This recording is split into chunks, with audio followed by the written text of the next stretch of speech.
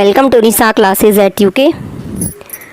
अभी हमने आपको क्लास करवाई थी रीजनिंग और करंट अफेयर्स की, तो आज हमारी क्लास है स्टैटिक जीके की। ठीक है, और स्टैटिक जीके में जो क्वेश्चन आएंगे ये आपके हिस्ट्री, ज्योग्राफी, पॉलिटी, इकोनॉमिक्स वगैरह से रह सकते हैं, साइंस वगैरह सब इसमें हम मिल के रखेंगे। ठीक है, तो पहला क्वेश्चन देख लेते हैं। निम्नलिखित में से कौन सा ग्रह सौर मंडल के सबसे ठंडे ग्रह की श्रेणी में आता है? चार ऑप्शन हमारे पास है यहाँ पे, यूरेनस, नेपच्यून, बुध और मंगल। ठीक है, तो यहाँ पे जो सबसे ठंडा ग्रह जो हमारा होता है वो चार ऑप्शन में सही आंसर हो जाता है आपका यूरेनस। ठीक है, तो यूरेनस आपका क्या है, सबसे ठंडे ग्रह की श्रेणी में आता है। ठीक, चलिए नंबर 2। डैश वह पैमाना है जो भूकंप की तीव्रता को मापने में मदद करता है, यानी पैमाने का नाम बताना है जिस पे भूकंप की तीव्रता को मापा जा सकता है। क्वेश्चन बिल्कुल आपके लिए आसान से रहेंगे।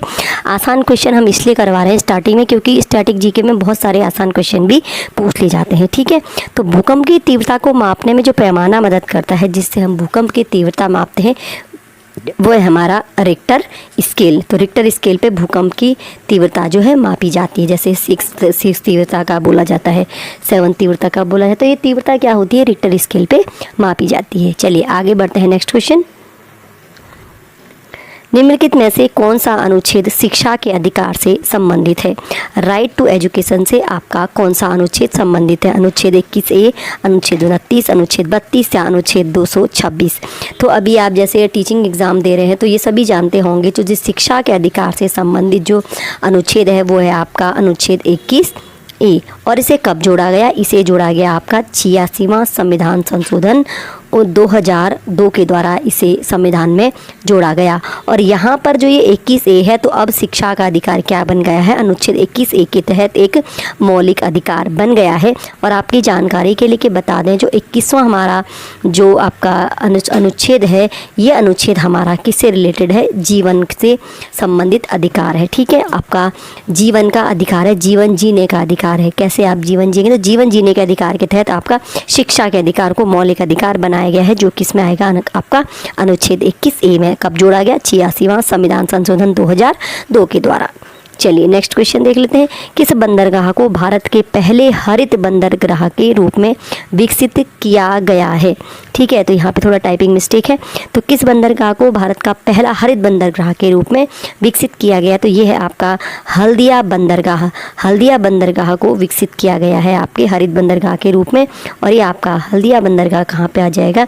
ये है आपका कोलकाता में। ठीक है, हल्दिया बंदरगाह कहाँ पे है? कोलकाता में। चलिए, किस शैवाल को अंतरिक्ष शैवाल कहा जाता है?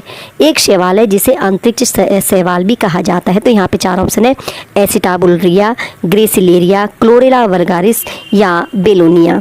तो इस यहाँ पे जो आपका ऑप्शन नंबर सी है, क्लोरेला वल्गारिस, इसे कहा जाता है आपका अंतरिक्ष शैवाल यानी स्पेस एल्गी। ठीक है, तो क्लोरेला वल्गारिस नाम याद रखिएगा, स्पेस शैवाल इसे कहा जाता है। उस द्वीप का नाम क्या है जो भारत और श्रीलंका के बीच स्थित है? यहाँ पे चार ऑप्शन है, भारत और श्रीलंका के बीच स्थित द्वीप का नाम बताना है। माजुली, कच्चाथीवु, चोराव या मुनरो। तो यहाँ पे जो भारत और श्रीलंका के बीच में जो द्वीप पड़ता है वो है आपका कच्चाथीवु द्वीप। ठीक है, माजुली द्वीप आपका कहाँ पड़ता है? असम में पड़ता है। ठीक, और ये नदी द्वीप है ब्रह्मपुत्र नदी पे। और कच्चाथीवु द्वीप क्या है, जो भारत और श्रीलंका के बीच में स्थित है। आगे बढ़ते हैं। नेक्स्ट क्वेश्चन, भारतीय रिजर्व बैंक के पहले भारतीय गवर्नर कौन हैं? भारतीय रिजर्व बैंक के जो पहले भारतीय गवर्नर हैं वो हो जाते हैं आपके ऑप्शन नंबर ए, यहाँ पे CD देशमुख हो जाते हैं। ठीक है, चलिए नेक्स्ट क्वेश्चन, कौन सा विटामिन न्यूक्लिक एसिड और लाल रक्त कणिक कोशिकाओं के निर्माण में मदद करता है? कौन सा विटामिन न्यूक्लिक एसिड और लाल रक्त कोशिकाओं के निर्माण में मदद करता है? Vitamin B6, vitamin B3, vitamin B10 या विटामिन B5? तो यहाँ पर जो आपका विटामिन B10 है, ये विटामिन B10 मदद करता है आपके न्यूक्लिक एसिड और लाल रक्त कोशिकाओं के निर्माण में मदद करता है। थोड़ा सा आप देख रहे होंगे क्वेश्चन जो साइंस के हैं थोड़ा सा अलग से पूछे गए हैं, तो ये एग्ज़ाम में थोड़ा सा क्वेश्चन का जो टाइप है, पैटर्न है, वो चेंज हो रहा है, तो इस प्रकार के साइंस के क्वेश्चन अब एग्जाम में पूछे जाने लगे हैं। माध्यम के तापमान में वृद्धि ध्वनि की गति को कैसे प्रभावित करती है? ध्वनि किसी माध्यम में अगर चल रही है, प्रवाहित हो रही है ध्वनि, और माध्यम का तापमान अगर बढ़ा दिया जाए तो ध्वनि को कैसे प्रभावित करेगा? यहाँ पे 4 ऑप्शन है। गति में कमी होती है, गति बढ़ती है, अपरिवर्तित रहती है, या उपरोक्त में से कोई नहीं। जैसे किसी माध्यम का तापमान बढ़ता है तो ध्वनि की गति क्या हो जाती है? आपकी बढ़ जाती है। यहाँ पे ऑप्शन नंबर 20 इसका सही आंसर हो जाएगा। तापमान में वृद्धि से क्या होता है? ध्वनि की गति क्या हो जाती है? बढ़ जाती है। ठीक है, और इसका कारण ये है, ध्वनि की गति बढ़ने का कारण क्या है? जो ध्वनि की गति कैसे बढ़ती है? आपके कणों के जो कंपन होते हैं, तो कंपन क्या हो जाते हैं? वो जैसे ही आपका टेम्परेचर बढ़ता है, कणों के कंपन बढ़ जाते हैं, ध्वनि की गति भी बढ़ जाती है। चूहों को मारने के लिए निम्नलिखित में से किस रसायन का उपयोग किया जाता है? बहुत पुराना क्वेश्चन है ये, और साइंस का बहुत पॉपुलर क्वेश्चन भी है कि चूहों को मारने के लिए किस रसायन का प्रयोग किया जाता है? Magnesium sulphate, calcium carbonate, zinc phosphide, या पोटेशियम एल्यूमिनियम सल्फेट। तो जो चूहे होते हैं, चूहों को मारने के लिए रसायन का प्रयोग किया जाता है आपका option number C, zinc phosphide का। ठीक है, कौन है? Option number C, zinc phosphide का यूज़ किया जाता है चूहों को मारने के लिए। और यहाँ पर हमारे पास केंद्र शासित राज्य और उनकी भारतीय कुछ राज्य या केंद्र शासित प्रदेश उनकी राजधानियाँ हमें बताना है। यहाँ पर बेमेल जोड़ी वो कौन सी है? पहला है तेलंगाना की राजधानी हैदराबाद, दूसरा है असम का दिसपुर, तीसरा है लक्षद्वीप का कावरत्ती, और चौथा है मध्य प्रदेश का लखनऊ। हमें बताना है यहाँ पर कौन सी जोड़ी गलत है। क्या तेलंगाना की राजधानी हैदराबाद है? बिल्कुल, तेलंगाना की राजधानी हैदराबाद है। असम की राजधानी दिसपुर है, लक्षद्वीप की राजधानी आपकी कावरत्ती हो जाती है, लेकिन मध्य प्रदेश की राजधानी लखनऊ नहीं है। मध्य प्रदेश की राजधानी आपकी कहाँ होती है? भोपाल होती है, और लखनऊ जो है आपके उत्तर प्रदेश की राजधानी है। इस प्रकार आपका ऑप्शन नंबर डी यहाँ पे गलत हो जाता है। अब क्योंकि यहाँ पे तेलंगाना जो है नया राज्य है, तो यहाँ पर थोड़ा कन्फ्यूजन के लिए तेलंगाना को डाल दिया गया है। बाकी असम का दिसपुर, लक्षद्वीप की कावरत्ती तो सभी जानते होंगे। तो थोड़ा सा क्वेश्चन को हम ध्यान से पढ़ेंगे। कई बार कैसे होता है ना, बहुत जल्दीबाजी में एग्जाम हॉल में क्वेश्चन करते हैं, तो हो सकता है कई लोग यहाँ पे तेलंगाना हैदराबाद को टिक करके चलते और ये वाला देखते ही नहीं, क्योंकि प्रदेश है तो उत्तर प्रदेश या मध्य प्रदेश पढ़ने इसकी बजाय डायरेक्ट इसका आंसर हम ऑप्शन ए लगा सकते थे, लेकिन क्वेश्चन को हमें ध्यान से पढ़ना है। चलिए, पृथ्वी की आयु की गणना में किस तत्व के समस्थानिक का उपयोग किया जाता है? जब पृथ्वी की डेटिंग वाला जो आपने शब्द कहीं सुना होगा, तो हम कैसे निकालते हैं? चट्टानों की आयु निकालते हैं, तो कैसे निकालते हैं? हम किस तत्व के समस्थानिक का उपयोग करते हैं जब हम पृथ्वी की आयु निकालते हैं? कोबाल्ट, कार्बन, सोडियम या रेटिंग? तो आपने सुना होगा जो कार्बन डेटिंग होता है, ठीक है, तो कार्बन डेटिंग से निकाली जाती है पृथ्वी की चट्टानों वगैरह की आयु निकालते हैं। तो यहाँ पे जो ऑप्शन है आपका ऑप्शन नंबर बी। और यहाँ पर जहाँ तक मुझे ध्यान है, यहाँ पे ये शायद कार्बन C12 ऐसा कुछ होता है। वैसे आपको याद रखना है कि कार्बन डेटिंग क्या होती है, पृथ्वी की आयु की गणना में यूज़ होता है। किसका समस्थानिक है? आपके कार्बन के समस्थानिक का प्रयोग होता है। किस वायसराय को भारतीय रेलवे का जनक कहा जाता है? भारत में जो रेलवे की शुरुआत करी थी, वो यहाँ पे 4 ऑप्शन है आपको, Lord Dufferin, Lord Dalhousie, Lord Harding, या इनमें से कोई नहीं। तो भारतीय रेलवे का जनक जो कहा जाता है वो कहा जाता है आपके लॉर्ड डलहौजी में। और ये आपका शायद 1853-54 में क्या हुई थी, भारत में रेलवे की शुरुआत की थी लॉर्ड डलहौजी ने। ठीक है, निम्नलिखित में से कौन सी चिली की मुद्रा है? अब जो हमारा स्टैटिक जीके आता है उसमें जो मुद्राएं और देशों के नाम भी कई बार पूछ लिए जाते हैं। तो यहाँ पर जो चिली देश है, चिली कहाँ है आपका? दक्षिणी अमेरिका का एक देश है। ठीक है, तो दक्षिणी अमेरिका का जो देश चिली है, वहाँ की मुद्रा क्या हो जाएगी? पेसो, यूरो, डॉलर या पाउंड? तो जो ये पेसो है, ये है आपकी चिली की मुद्रा। चलिए आगे बढ़ते हैं। नेक्स्ट क्वेश्चन, लखनऊ से 1857 के विद्रोह का नेता कौन था? जब 1857 का विद्रोह होता है तो जगह जगह जैसे कानपुर है आपका, लखनऊ है, दिल्ली है, मेरठ है, सब जगह क्या होते हैं विद्रोह हो रहे थे, विद्रोह के नेता वहाँ पे घोषित किए जाते हैं। तो जो 1857 के विद्रोह में लखनऊ का नेता है, यहाँ पर आपको ऑप्शन मिलते हैं तात्या टोपे, रानी लक्ष्मीबाई, नाना साहब या बेगम हजरत महल। तो लखनऊ से जो 1857 के विद्रोह का नेतृत्व कर रहे थे वो थे आपका बेगम हजरत महल। 1857 के विद्रोह में लखनऊ से नेतृत्व।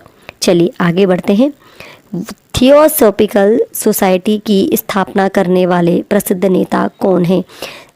थियोसॉफिकल सोसाइटी की स्थापना स्वामी विवेकानंद, सर सैयद अहमद खां, एसपी ब्लावत्स्की या आत्माराम पांडुरंगा। तो शायद सभी लोग जानते हैं कि जो थियोसॉफिकल सोसाइटी है आपकी वो एचपी ब्लावत्स्की की स्थापना की थी। एसपी ब्लावत्स्की ने थियोसॉफिकल सोसाइटी की, ठीक है। और बाद में एनी बेसेंट भी थियोसॉफिकल सोसाइटी से जुड़ गई थी, ठीक है। एक नाम और आता है यहाँ पे, शायद कर्नल अलकाट आता है एक नाम, कर्नल अलकाट और मैडम ब्लावत्स्की ने स्थापना की थी आपकी थियोसॉफिकल सोसाइटी की स्थापना की थी और बाद में एनी बेसेंट इससे जुड़ गई थी। चलिए, क्वांटम थ्योरी ऑफ रेडिएशन का आविष्कार किसने किया था? क्वांटम थ्योरी, ठीक है। जो साइंस बैकग्राउंड से होंगे वो अच्छी तरह से जानते होंगे और बाकी जो लोग तैयारी कर रहे होंगे, साइंस का पार्ट भी एग्ज़ाम में पूछा जाता है तो सब ने जाना होगा। जो क्वांटम थ्योरी है वो किसकी है? नील बोर, प्लैंक, रदरफोर्ड या जे थॉमसन। तो आप सभी जानते होंगे जो क्वांटम थ्योरी है, क्वांटम थ्योरी ऑफ रेडिएशन किसने दिया? आपका प्लैंक्स ने, ठीक है। तो Planck's quantum theory of radiation है, ठीक है, जिसमें आपका जो प्लैंक है वो क्या कहते हैं, जो प्रकाश है वो क्या आता है, छोटे छोटे पैकेटों के रूप में आता है, जिन्हें वो क्या कहते हैं, वो क्वांटा नाम देते हैं, ठीक है। चलिए आगे बढ़ते हैं। विश्व का सबसे बड़ा पठार कौन सा है? मैक्सिको का पठार, दक्कन का पठार, अरब का पठार या तिब्बत का पठार। तो विश्व का जो सबसे बड़ा पठार है जिसे विश्व की छत भी कहा जाता है तो वो है आपका ऑप्शन नंबर डी, तिब्बत का पठार, ठीक है। ये क्या है आपका विश्व का सबसे बड़ा पठार है। चलिए नेक्स्ट क्वेश्चन, निम्नलिखित तत्वों में से कौन सा तत्व हवा में एक प्रमुख, यानी यहाँ पर ये क्वेश्चन मैंने अभी कुछ दिन पहले भी करवाया था, ये भी क्वेश्चन सेम था, कौन सा एक प्रमुख यानी सर्वाधिक, ठीक है।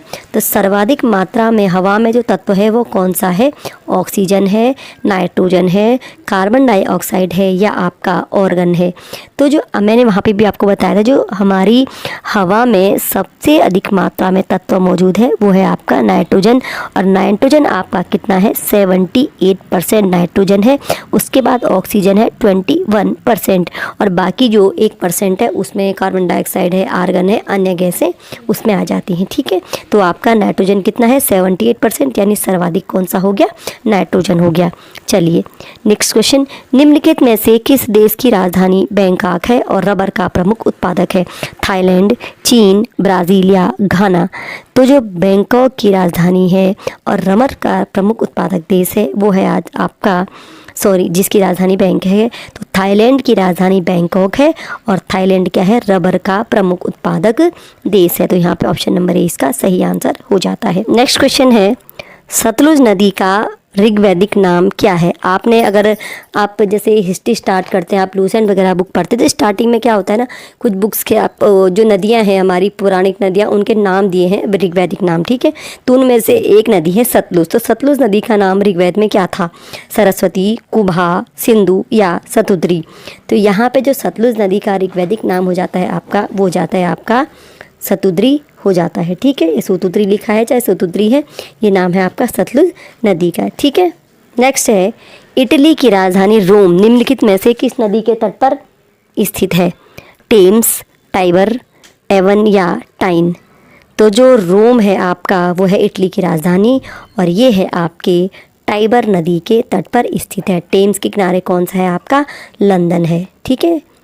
तो टाइबर नदी के किनारे क्या है आपका? इटली की राजधानी रोम।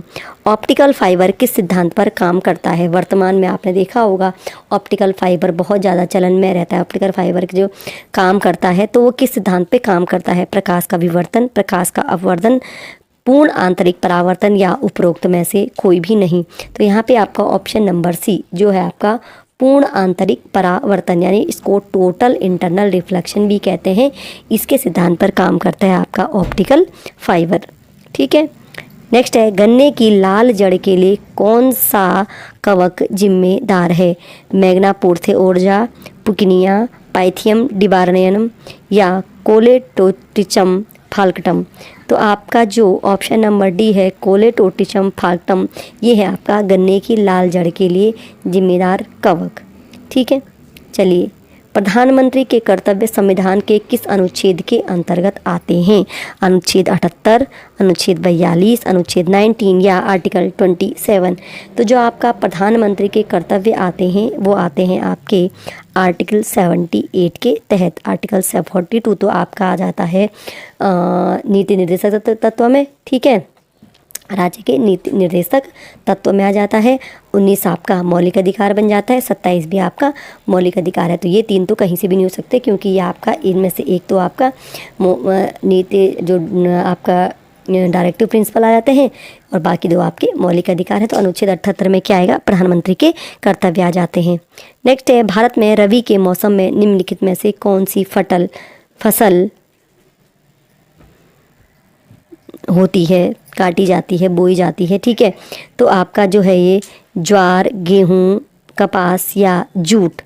ठीक है, तो आपका जो ऑप्शन नंबर बी है गेहूँ, गेहूँ आपका रबी के मौसम में बोया जाता है वैसे तो, और ये आपका काटा भी स्टार्टिंग में जब आप ये मार्च अप्रैल, ठीक है, तो ये काटा तो खैर इस गर्मी में जाता है, यहाँ पर बोया जाता होगा। ठीक है, तो कौन सी फसल रबी की है? यहाँ पे तो रबी की यहाँ पर एक ही फसल है, गेहूँ। ठीक है, और आपका जो गेहूँ, जौ, चना, इस तरह की का फसलें क्या है आपकी रबी की फसल है। ठीक है, ज्वार, बाजरा, मक्का, कपास, जूट, ये तो सब आपकी क्या है उसकी फसल हो जाती हैं, खरीफ की हो जाती हैं। बाकी गेहूँ, जौ, चना, मक्का, मटर, ये क्या है आपकी रबी की फसल। तो यहाँ पे रबी की फसल जो है ये काटी जाती है, तो यहाँ पे नहीं होगा, बोई जाती है। तो ये है आपका गेहूँ, रबी की फसल यहाँ पे कौन सी है? केवल गेहूँ है। बाकी तीनों यहाँ पे खरीफ की फसल दिख रही है मुझे। चलिए, नेक्स्ट क्वेश्चन है बुलेट प्रूफ खिड़कियों में किस फाइबर का प्रयोग किया जाता है? बुलेट प्रूफ खिड़कियों में, ठीक है, तो नायलॉन, 66, टेरिलीन, पॉलीकार्बोनेट या केवलर। तो आपका जो ऑप्शन नंबर सी है पॉलीकार्बोनेट, तो पॉलीकार्बोनेट का प्रयोग किया जाता है आपके बुलेट प्रूफ खिड़कियों में। तो आज हमने जीके के 30 क्वेश्चन करे हैं। तो कल भी हम क्या करेंगे, आपके लिए जीके की क्लास करवाएंगे और उसके बाद हम क्या करेंगे, 2 दिन आपका टीचिंग एप्टीट्यूड और लास्ट के 2 दिन हम रीजनिंग की क्लासेस करेंगे। ठीक है, तो आज की क्लास आपको कैसी लगी तो लाइक ज़रूर कीजिएगा और इसका PDF चाहिए तो कमेंट ज़रूर कीजिए।